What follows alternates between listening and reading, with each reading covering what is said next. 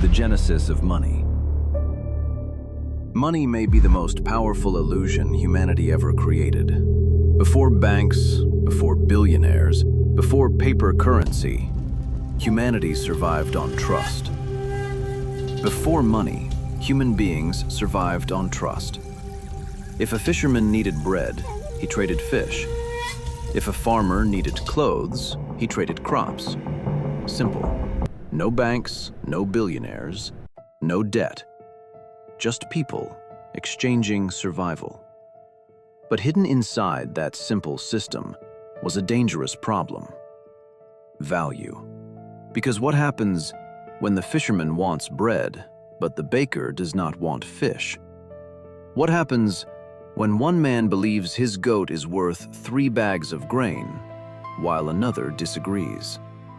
For the first time in human history, people discovered something terrifying. Trust alone could not sustain civilization. And so, humanity began searching for a new god. Something everyone could agree had value. At first, they tried shells, rare stones, salt, even cattle. In some ancient kingdoms, a man's wealth could literally be measured by the number of animals he owned. But civilization was growing. Trade routes expanded, kingdoms rose, empires stretched across continents, and slowly, human beings realized they needed something more powerful, something portable, something durable, something difficult to fake. That was when humanity discovered gold. Not because gold could feed people, not because gold had magical powers, but because humans believed it mattered. And that belief changed history forever. Kings began stamping symbols onto gold and silver, not just as currency, but as authority. The first coins were never only about trade, they were about trust. A king's face on a coin was a message. This metal has value because I say it does. And strangely, people obeyed. For the first time in history, value became psychological.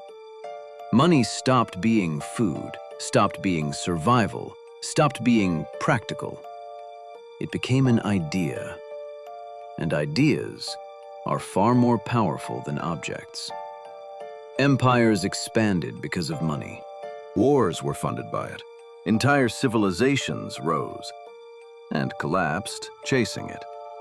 But perhaps the strangest part of all this is that money itself has no emotions. Paper does not care who cries for it. Gold does not care who dies for it. Yet somehow, human beings built their entire lives around it. Families broke because of money. Friendships ended because of money. People sacrificed sleep, peace, morality, and sometimes even love for pieces of paper that only held value because society collectively imagined it. And maybe that was the greatest transformation of all. Money was no longer just currency. It became status, power, identity, freedom, control. A poor man could become invisible. A wealthy man could become respected, even if his character was empty. And slowly, humanity stopped asking, "What kind of person are you?" Instead, the world began asking, "What do you own?"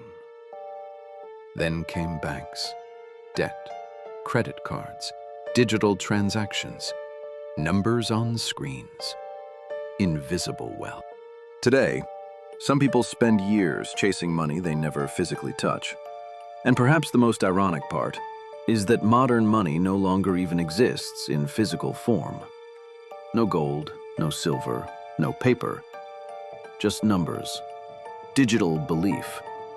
A system powered almost entirely by collective trust. The same trust humanity once struggled with thousands of years ago.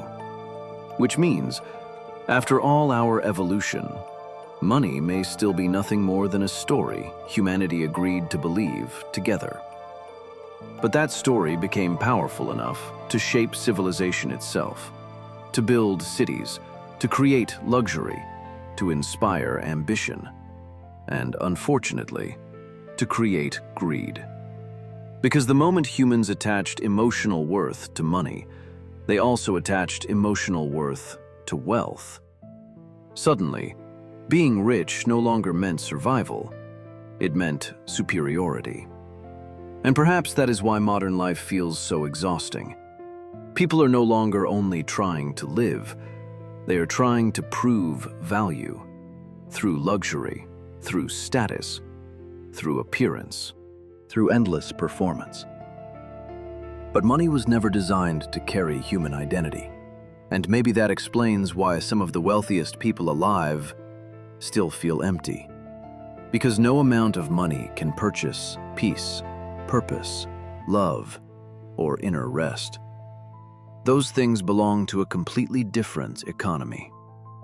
And tonight, perhaps the real question is not who invented money, but rather, what has money slowly turned humanity into?